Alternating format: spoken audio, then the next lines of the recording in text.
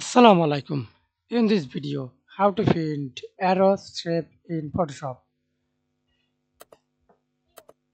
Let's begin. Click the shape tool. Right click on your mouse. Click custom shape tool.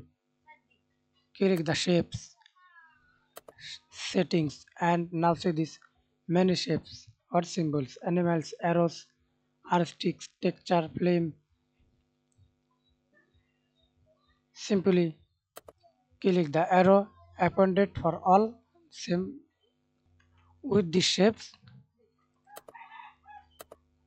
and simply click arrow without this animal saves only arrows and all click the settings all appended.